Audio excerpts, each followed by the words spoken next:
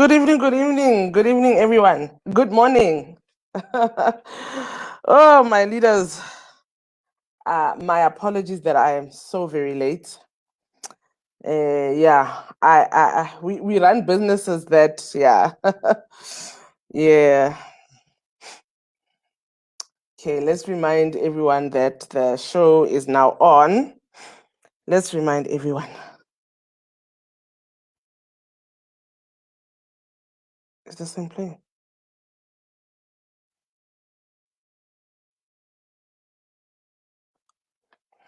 Good evening, everyone. I'm so sorry that I'm late. Can you hear me? I'm using my old earphones. Can you hear me? I don't seem to hear myself here. Okay, all right, okay. Is the sound okay? It sounds a bit low. Is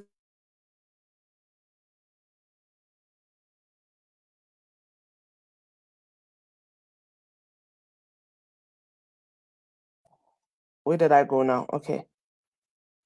Good evening, great leaders. Can you hear me? Is the sound okay? Oh, thank you, Sir Richard. Oh, thank you so much. Good morning, everyone. My apologies that I'm so late. Guys, I am running multiple businesses outside of Longreach, okay, that were made possible by Longreach Bioscience International. So today I was kept busy by my printing business. Oh my God, it's wow, it's just wow. Good morning, great leaders. Good morning. Please have your pens, your papers ready. We've already lost like 10 minutes. So I'm going, but normally we start at 7:05. So we've lost 5 minutes. So I'm going to try. Sure, thank God that you can actually hear. On my side, it doesn't, maybe it's because of the earphones. On my side, I can't really hear myself. How is everyone? I hope everyone is excited. Today, we are talking about National Obesity Week, which is in South Africa, hydration and pandemic posture. So we are starting with the number one, the National Obesity Week. I'm also checking on, for some reason, my earphones don't want to work today. I have no idea why.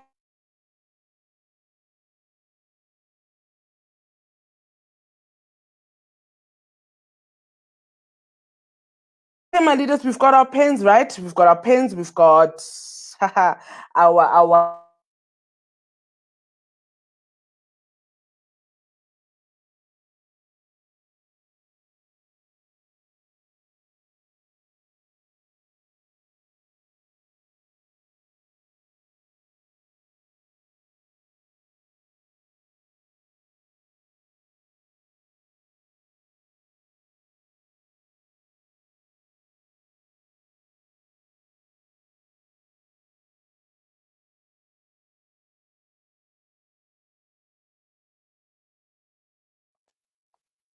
okay. My leaders, it looks like there's a very bad connection on my side today. I don't know why, because it's not raining, it's not windy, but let's work with what we have. All right, let's work with what we have. Okay, so we're discussing National Obesity Week, which actually started on Friday, the 15th. Ne? It started on the 15th of October and it's ending tomorrow, the 19th of October. So from last week Friday until the 19th tomorrow, it is actually National Obesity Week. But please bear in mind, we also have World Obesity Week. The World Obesity Week is next month from the 1st of November to the 5th of November. Okay. So this obesity thing, please don't only think it's South Africa. I hope you have your pens. You're going to be shocked how obese we are in this world. It's not just South Africa alone. Don't look at Pulani and say, yo, women from South Africa, we are fat. It's not only Pulani, it's not only South Africa. It's everywhere. So I also have my phone as well so that I don't get lost. Because like I said last week, there are some messages that if I don't have my phone on, I do miss some messages. Okay, but at least on my phone, everything shows. Okay, welcome everyone. Thank you so much for joining me. And once again, to all the leaders, I do apologize for starting late. As remember, we also have conventional businesses on their side. Cargo G, Skim Saga. Yes. So Like I said, let's talk about this is a South African thing right now. It's a global pandemic on its own. You will understand why. Okay.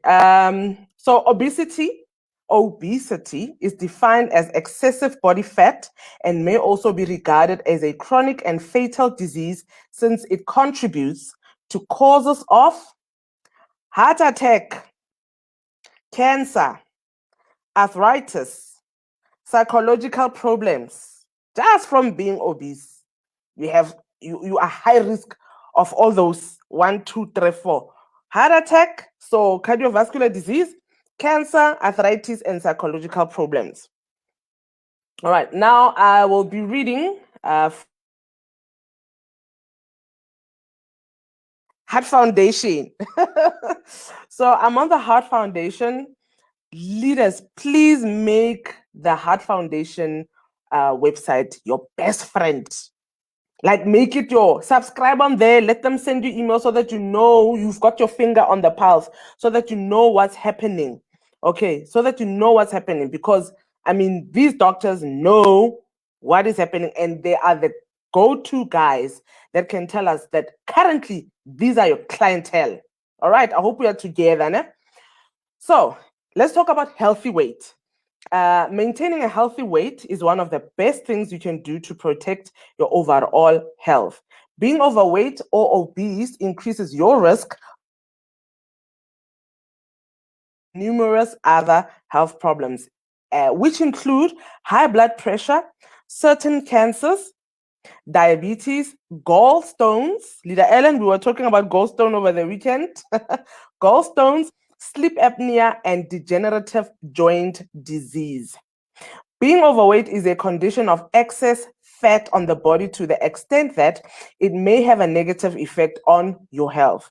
Becoming overweight is the eventual result of habitually taking in more energy from foods compared to the amount of energy burned by the body as part of normal bodily functions and during physical activity. My leaders, if you're new, I'm expecting some leaders from Angola to say hello. Please say hello. Please say hello. So even a small but consistent energy surplus can cause gradual weight gain. So my leaders, remember, when you come in, we say hello and we say where we are from, so that everybody can know and understand that Longreach is actually a global platform. We are a global platform. Remember, we can recruit from anywhere. Okay. Becoming overweight is typically the result of poor eating habits and low activity levels. These habits are in turn influenced by individual behavior, mood, background, and the surrounding environment. In fewer cases, obesity can be caused by factors that are outside a person's direct control, which include family history and genetic causes of obesity. Number 2, certain medical conditions, medications, and changes in hormone levels. I am a testimony of that. I have severe eczema. So now with eczema, we are given medications that have steroids in them. And what do steroids do? You bulk up. So that's one of the other reasons, actually the main reason why I'm big. It's because of what? The medication that I grew up taking, like the prednisone. Right. The third reason is the more pregnancies a woman has had, the more likely she is to be overweight or obese. So how many listen to this? Hey, leaders, give me percentages. Percent-wise, how many do you think of us are overweight? How many is it? I just need 1 or 2 guesses. Just give me a percent. How many South Africans are overweight? Just give me a percent. What do you think? I want to see. Pela, now I needed an active class, remember? I need an active class. You can't be here and just be looking at me. We are engaging here. We are engaging. I'm waiting for an answer, guys. Give me some percentage. I want to see where your mind is at. Leader Ellen, type there. Karen, unalinna. Leader Tito, come on, type. Google, type. How many South Africans are overweight? Percentage-wise, 10%, 20, 50. What do you think? Type, guys. Don't think too hard about it. Just type. I want us to engage. Leaders, no, you are too slow. All right. As per Heart Foundation, these are the stats. 68% of women, 68, 6 and 8, 68% of women and 31% of men in the country are obese. And then 13.5%, so 13.5% of children aged between 6 and 14 years are overweight or obese. These children have an increased risk of developing chronic diseases such as diabetes, which we have seen, and cardiovascular disease earlier in life and are more likely to remain obese throughout their adult life. Guys, please, our kids must be active. Let's go play netball and hockey and whatever you might call it, because there's far too many younger and younger generation that are having these lifestyle diseases, the diabetes, the high blood pressure. It's ridiculous. It's ridiculous. So let's see. Advice for weight management. Losing weight is not easy. I think we all know that, most of us. Not to mention trying to lose a large amount of weight, which can seem daunting and near impossible. Unfortunately, a large percentage of people who lose weight successfully regain some or all of the weight again too afterwards too. So you lose it to gain it back. Oh my goodness. This does not mean that successful weight loss and keeping the weight off is impossible. However, it is most likely when using a comprehensive approach that includes changing eating habits, increasing activity levels, and making changes to behavioral habits that can be also include alcohol. Boma, you're always eating pizzas, takeaways. Those are habits. Remember, we make the habits and then the habits end up making us. So your habit of eating unhealthy and stuff like that will result, right? That's why I'm so happy that yes, I might be obese according to BMI, but I have no lifestyle disease whatsoever. None. All right. Are we still together, my leaders? Are we still together? So research shows that joining a weight loss program for 6 months and receiving ongoing support thereafter is particularly successful. If this is not possible, regular follow-up sessions with a registered dietitian and exercise professional can be of great value, like a fitness trainer. For the leaders that have my personal number, you guys know that I have a personal trainer, right? These professionals can help to set realistic personal targets, assist in selecting the best approach, and provide ongoing support and advice. So my personal trainer, he always said that ladies, health and fitness or wellness is a lifestyle. You don't start to gym in November or October for a wedding or something, for some December event that you want to go to. It's a lifestyle, so it's ongoing. You don't start, we start in January for December. Do you get my drift? We start in January for December, so it's ongoing. Yes, you will get tired at some point. Maybe you'll take a week off, but I promise you, taking a week off is like you have a month off. I'm telling you. Okay, let's go on. Fad or crash diets are a popular way to reduce food intake to bring about weight loss. Most often, these diets require radical changes to eating patterns, which are not healthy, practical, or affordable in the long term, which means they become unsustainable. Furthermore, fad diets that result in rapid weight loss often cause initial body water and muscle loss, which are counterproductive. Such weight loss diets only provide temporary benefit until the person returns to their previous routine diet and regain their weight. You see what my coach was saying when he says that health and wellness, fitness is an ongoing process. It's a lifestyle. You don't start today. Today is what? It's the 18th of October for some wedding on the 18th of December. No, be realistic. This thing, you need to cultivate a habit of discipline. Okay. That's why I also did the 90-day winter fitness challenge. It was, for me, it was a nice challenge. I really enjoyed it, though it was very hard, I must say. It was very hard, but it was nice because it was a team. We were doing it. It was not just me alone. I had camaraderies, comrades in fitness. Yeah. Okay, let's go on.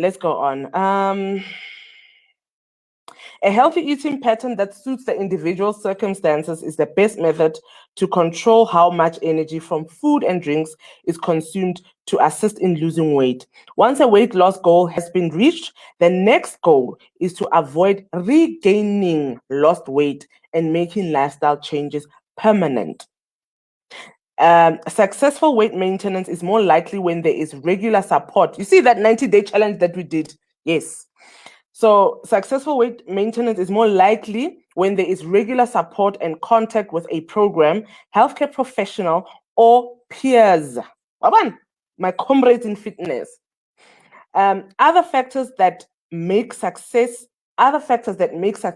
more likely include continued regular physical activity, monitoring weight regularly, and creating new daily habits that suit your personal preference. Okay, we are still together. Kiri, my leaders. We are still together, right? Then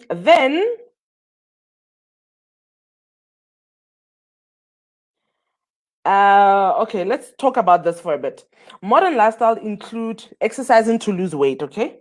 Modern lifestyles include motorized transport, less physical activity at work, more time spent sitting in front of a TV or computer, and less active leisure time. Most people are leading much less active lives compared to even 10 or 20 years ago. That's so true. Exercise is often seen as a sure way to lose weight, yet to increase exercise requires more fuel, which stimulates weight loss but also increases appetite. In a modern environment where food is plentiful, it is easy to compensate for the fuel expended in exercise by increasing food intake. Therefore, exercise alone is seldom a recipe for successful weight control. Ladies and gentlemen, weight loss and fitness, 80% of what makes your weight loss and your fitness is your eating habits. The 20% is the working out. So you cannot outrun your fork, Dagadet. You cannot outrun your spoon or teaspoon, whatever that you eat with. Okay. So 80% of you losing weight, of you being fit, is made up of your diet. You cannot outrun your fork. Let's see. So how do you know if your weight is too high? There is something called BMI. I think most of us know it, body mass index, right? Let me go on this thing. So what I'm going to do, okay, for everyone, I am going to include this link. So if you don't want to calculate, you can just go on this link. Okay, put in your height, your weight, and then it will calculate it for you, your body mass index. Okay, so if it gives you if your BMI is less than 18.5, all right, 18.5, you're underweight. If it's between 18.5 to 24.9, you have a normal weight. If it's between 25 to 29.9, you are overweight. And then if it's greater than 30, if it's 30 or greater, you are obese. So now, if we are at obese, we need now to, if we are on overweight and obese, we now need to look at some lifestyle changes. Remember what these things cause? They're overweight. They can cause some form of cancer, arthritis, heart disease as well. So we need to remember prevention is better than cure. Prevention is also cheaper than cure. Are you with me, my leaders? Are we together? Are we learning? Are you sharp?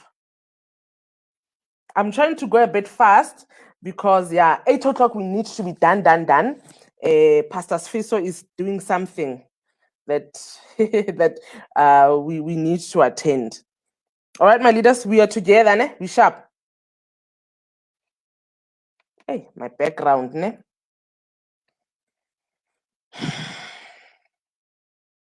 My leaders, I need people who are engaging, please. This is a class I teach. You keep quiet. We need to engage, my leaders. I need to know that you're learning something.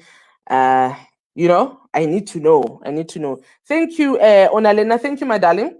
So now you have the obesity calculating thing. My leaders, besides South Africa, where are our other leaders from? I'm going to give you obesity rates by country as per 2021. So these are current. Statistics are normally, like you'll find a statistics from 2018, It takes years to do stats, guys. It's not child's play. So this one is current. My leaders, any leader from any other African country besides South Africa, please, United States, if you're in the States, please let me know. I want to read the obesity rates per your country. Come, leaders, come. It's Monday.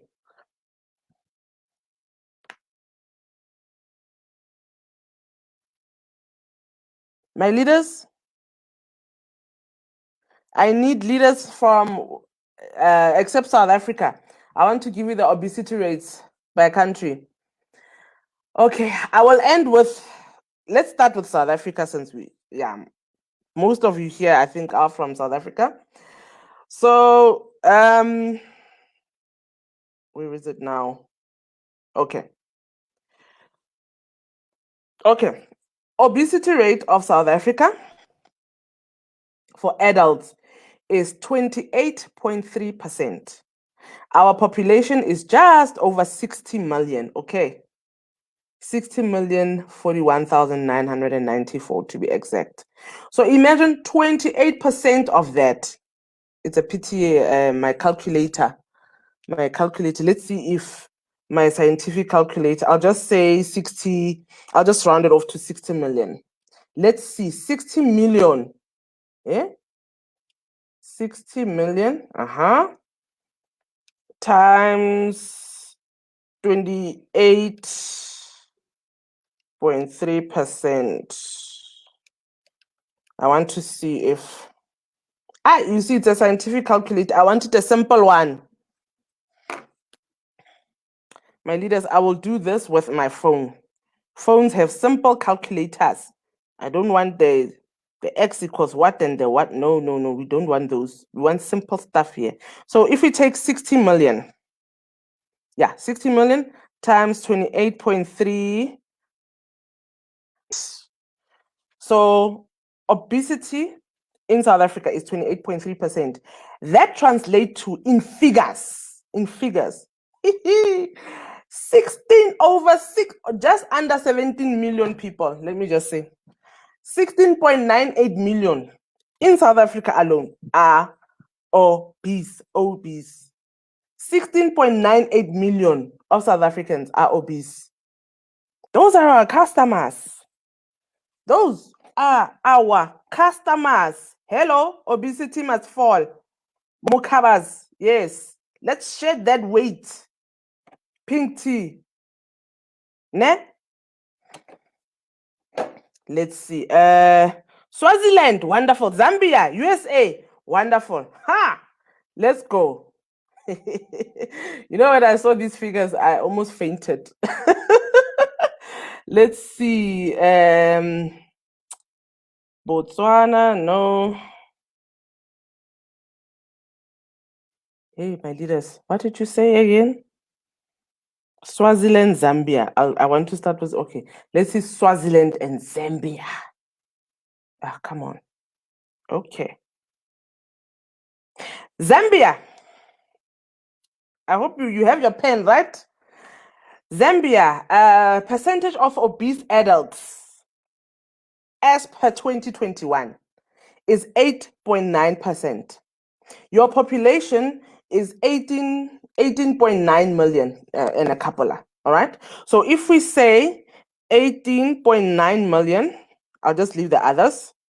18.9 million times your 8.1%. So Zambia, you have just over 1.5 million obese adults in your country alone.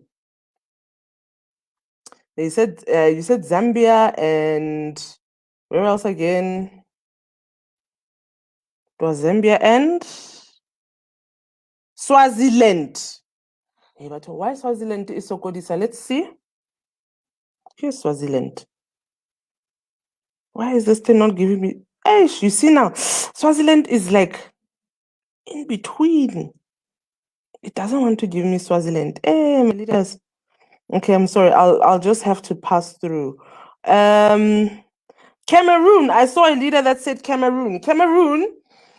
Percentage of obese adults in Cameroon is 11.4%. Your population in 2021 is just over 27 million, okay? 27,224,000, blah, blah, blah. So let's just say 27 million, right? 27 million. Remember, we need to convert these numbers so that we have a better understanding. When I say 11.4%, it doesn't really sound serious. So that's why I am converting it for everyone. So that 27 million times 11.4% is just over 3 million of obese adults in Cameroon. I hope we are learning. United States, leader Richard. United States has a population of over, you guys are many, eh? 332,915,000. Okay, we'll just say 332 million. So the obesity rate of the United States is 36.2%. So we take that, we'll just say 300, because it's 332,915, we'll just say 333 million. 300?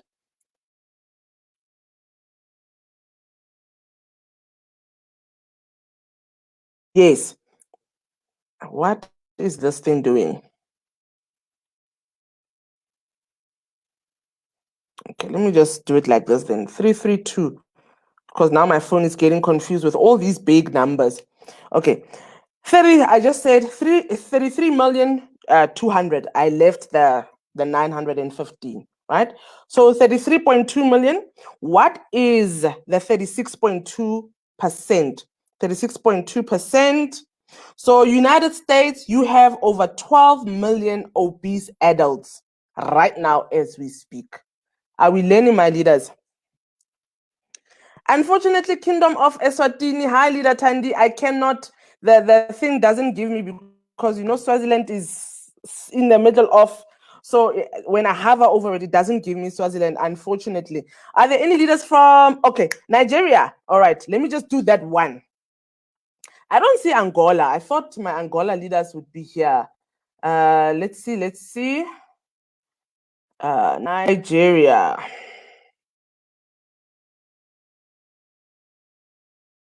Right, Nigeria, your population in 2021 is 211 million, Kapala, 400,000, 211,400,708.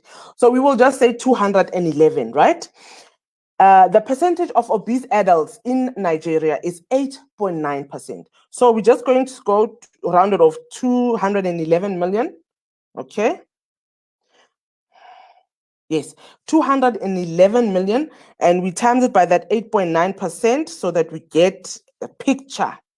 So Nigeria, you have 18,779 plus obese adults right now as we speak in 2021. Are we learning, my leaders?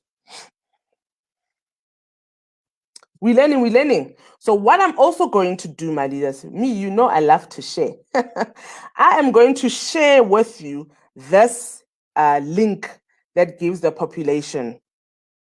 Okay? So that you can always come back or save it somewhere, I don't know. So this will just give you an indication of how serious obesity is. Ladies and gentlemen, since 1975, obesity has tripled since 1975. Okay, worldwide.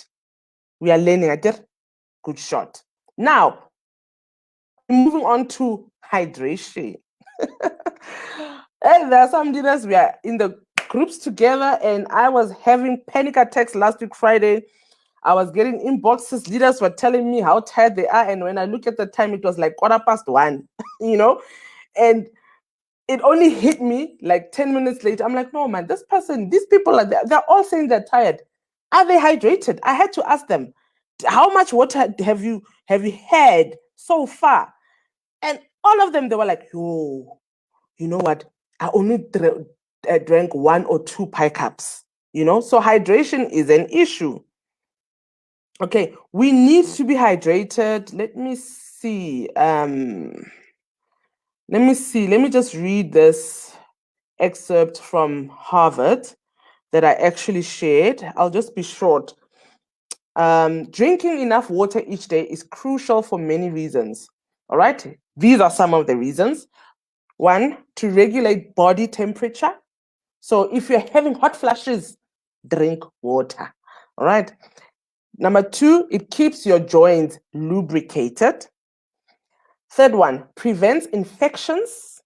The 4th, it delivers nutrients to cells. See, water delivers nutrients to cells, and it keeps organs functioning properly. Being well hydrated also improves your sleep quality, your cognition, so your brain power, how you think, how you remember, all of those things, and your mood as well. That's how powerful water is, or having fluid is.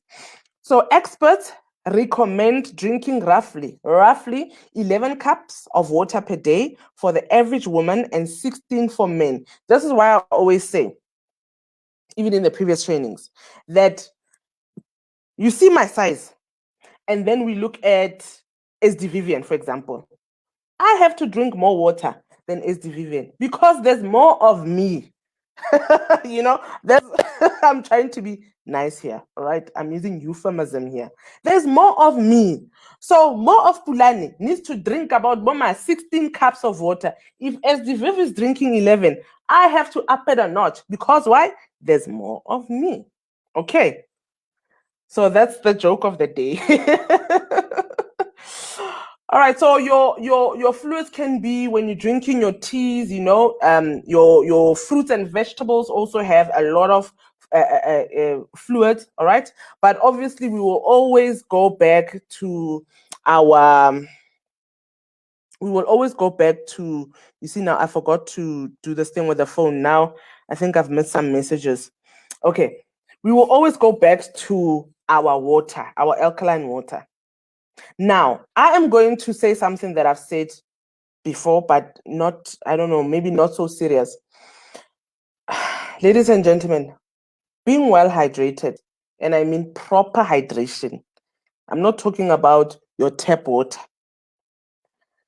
Do you know that in South Africa, right, is known as a dry country, right? But our infrastructure is not well maintained, to the point that the Human Rights Commission even came in and checked the water of the Vaal River. There's a certain river here that the Vaal River, it feeds even to the Lesotho Highland Project. It goes up until Pretoria. It provides water for just under 20 million South Africans, the Vaal River. Now, the Human Rights Commission came in, this is a recent document in 2019. It came in and said that our water is poor quality, that it's, yeah. Imagine the Human Rights Commission comes in to make such a finding. So our water, number one, forget it, South Africa, our water is not right? Number two, I always tell people that if our roads are so badly maintained, right? Our roads, we see our roads every day, right? We see our roads every day. What more about the pipes where our water travels? We don't see the pipes with our naked eye, right? Do you think they're maintained? The pipes under us. When the roads that we see every day are not well maintained. My leaders, in comes our long-reach alkaline pickup. It cleans the water, right? It takes the water, it takes out all the toxins that are there. It takes out the acids, the chlorine that they use to wash our water with, right? So obviously, this is not just only in South Africa, this whole thing of drinking proper water. Our water is ionized alkaline water. So number one, it's got the negative ions, the N ions. Okay, that's what ionized means. It's got the N ions, which what are very beneficial for the human body. N ions are what, yes, Leader Ayanda, me, I am very technical. I'll take it there. So our N ions are what are like what fertilizer is to plants. Okay, that's it. So if let me put it this way. Have you seen any household, one of your neighbors maybe, where they put manure, right? In a couple of days, that grass is magnifique.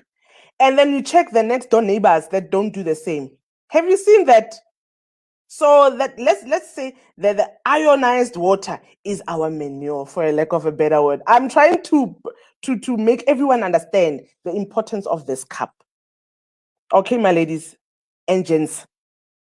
Okay, so the long-reach alkaline pickup has got the negative ions, which are beneficial to the human health. They protect us from illnesses, and thanks to the tourmaline gemstones, they also hydrate us on such a deep level, on the deepest level known to mankind.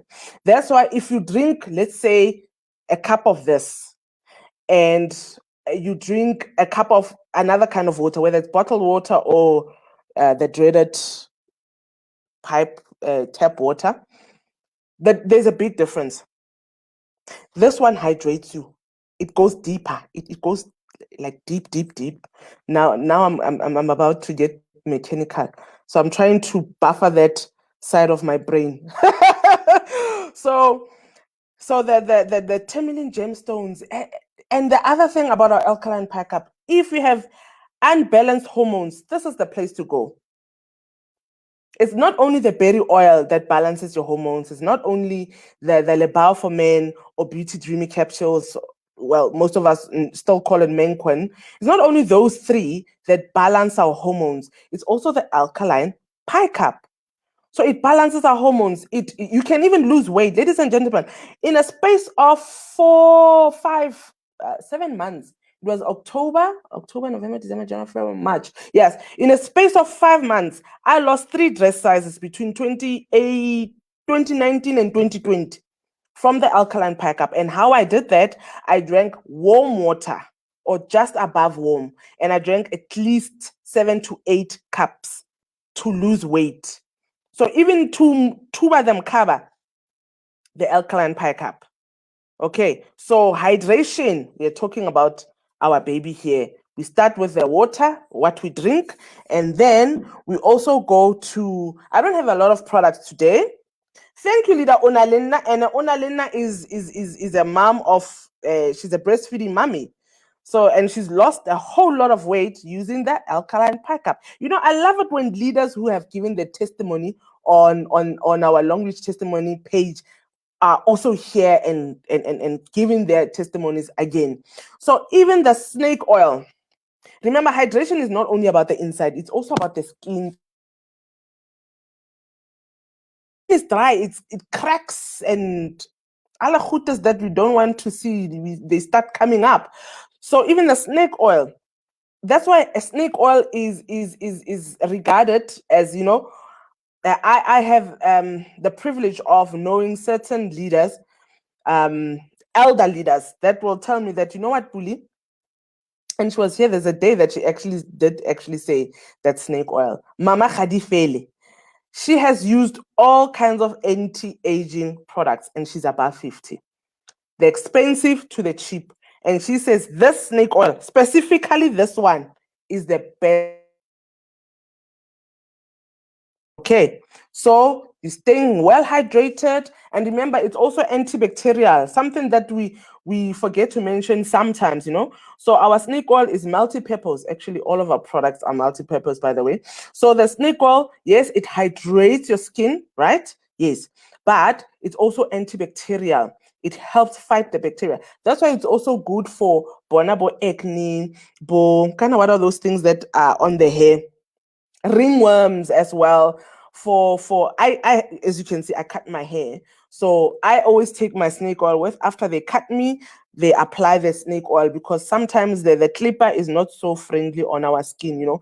You'll have that discomfort. So this also helps. For men, you can use it as a aftershave. You'll see your color, you won't have those bumps after you shave, and your discoloration will minimize. Okay, you will gain complexion.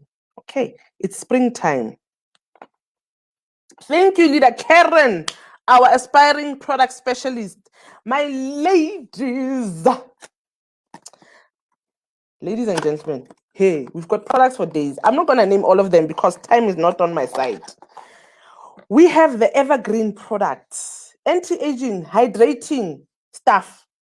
This is cutting edge technology. I don't know if Leader saw the about 10-minute, was it 9 goes into making this product. Okay, it also protects you from the environmental factors, like the kind of what you call it, the free radicals. By the way, it's made out of, one of the ingredients is pomegranate, and pomegranate is also a booster for other antioxidants. So imagine, remember, I get it, the pie cup also has antioxidants. So you drink water from the pie cup, you use this product, okay, and it will boost the antioxidants that are coming from the alkaline pie cup. Hallelujah. So we have products, even the new products that came in. I don't know if I can share, but it's too far, that thing, eh? If I can share screen, but it will take long. We have products that arrived in South Africa. The, what is it, On Amy products. They're also very good for hydration. Are we together? So we need to, yes, we need to stay hydrated. We drink the water from the alkaline pie cup. We drink our phenomenal teas, right? We take care of our inside, but we also need to help ourselves on the outside. What did you say the name of? Oh, the name of the product, Leader Richard. Let me see if it shows. It's evergreen. Yeah, I don't know if you can see. It's an evergreen product. It's evergreen. I'm sure you'll find it online. You do, like 90% of our product, my leaders, are online. So it's evergreen, and then the other products, it's On Amy. Just ask any South African leader, Leader Richard, that you have that you're in contact with. Otherwise, just inbox me and I will send you the products. So we've got products for days. Okay, so hydration is very important. And ladies and gentlemen, please, alcohol. Thank you, Onalena. Thank you very much for typing them. Alcohol dehydrates you. So drink less of the alcohol. It dehydrates you, and it's known as a diuretic. Okay, I want to check. Where is that? Ah, there. Does alcohol dehydrate? Alcohol is a diuretic. It causes your body to remove fluids from your blood through your renal system, which includes the kidneys, ureters, and bladder, at a much quicker rate than other liquids. So, Nje, minimize your alcohol. Okay. Now, there's something called, so we've been sitting here for more than 30 minutes, right? And I need to read this thing called a pandemic posture. Pandemic posture. Okay, pandemic posture. What is pandemic posture?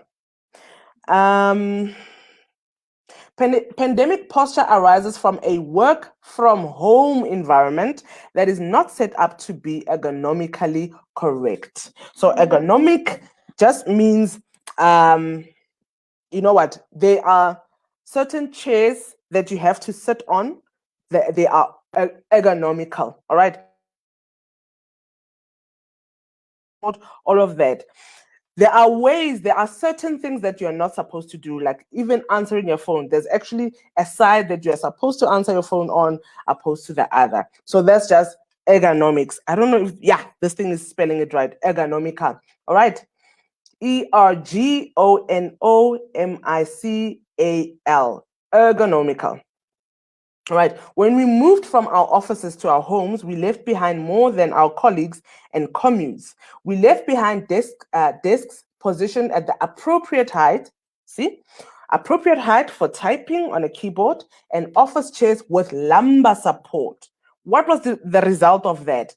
Bad posture, as we work hours and hours in less than ideal conditions for our bodies.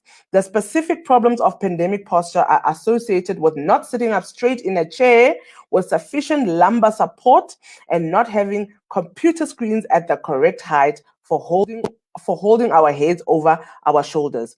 This posture problem is further exacerbated when we work on the couch. Are you guilty? When you work on the couch or in our beds where we have none of the postural support that we need.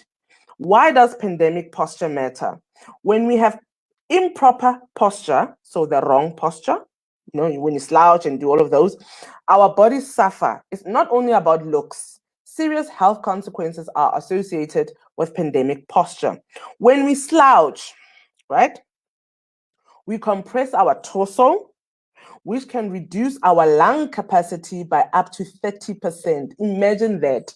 During COVID time, you are busy reducing your lung capacity by bad posture. This reduced oxygen can lead to issues such as fatigue. You know, incorrect stature can also cause more stress on our organs and joints, leading to neck and back pain, digestion issues, and pinched nerves. I spoke about this last week, right? The longer we sit without correcting our posture, the worse the symptoms begin, and the harder it is to straighten back up as the muscles that support good posture go unused. So, what can we do about good posture? All right, here's some 5 steps. Number 1, you set up an ergonomic home office space. So you find a correct desk, like here where I'm sitting. It's a desk and it's a proper chair. All right. The basics for an ergonomic office space start with the placement of your computer monitor. The top of your head should be about 3 inches lower than the top of your monitor. All right.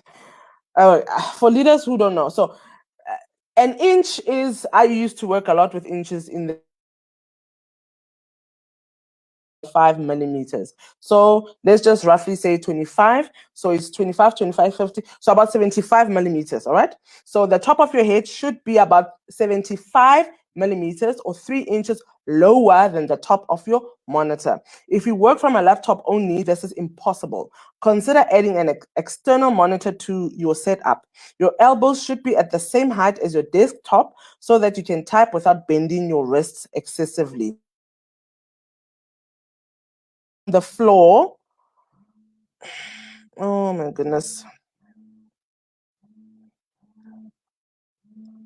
Sorry, my leaders. Yeah, client called. I'll just call them back. All right, so we're still together, right? And you should use your upper back muscles to keep yourself sitting up straight with your head over your neck and shoulders, not jutting out in front. Okay, now I've lost you. You know, phone calls, phone calls, phone calls.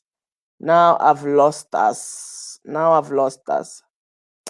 Okay. The second one, don't work on the couch or in your bed. I think most of us, we are guilty of that, right? Don't work on your couch or in your bed. Okay. While we have been embracing our more comfortable work from home environment where we can work from the couch or our beds, try to avoid doing so. Try to avoid doing so for more than 15 to 20 minutes a day. When we lean back on the couch or in our beds with our feet propped up, we have very little lower back support. This can lead to significant low back pain and even pinched nerves and sciatica. When in this lounging position, we also jut our heads forward to see our computer screens more easily rather than looking down our noses at our screens. This leads to what is also termed text neck or tech neck, where we lean our head forward with the chin raised, right? Our shoulders slumped forward. This posture results in the muscles in the back of the neck lengthening unnaturally, while the muscles in the front of the neck shorten unnaturally, causing headaches and neck and shoulder pain. Okay, like here.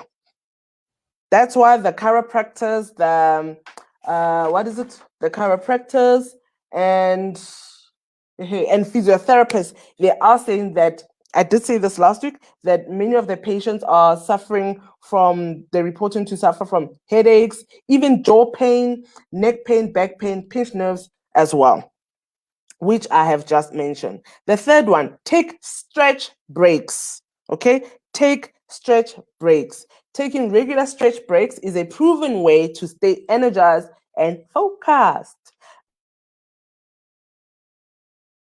Break out of the improper posture and have a moment to reset your position to a healthier one. Set an alarm on your phone, all right, or computer to go off at least every 45 minutes.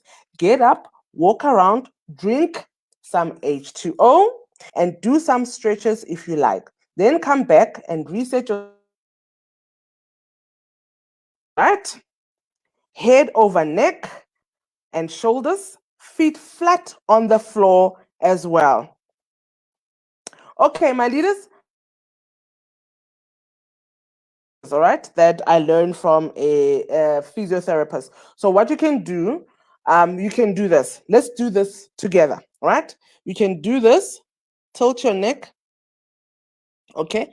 And use the force of gravity. Don't pull, just do this. The force of gravity will force it down, all right?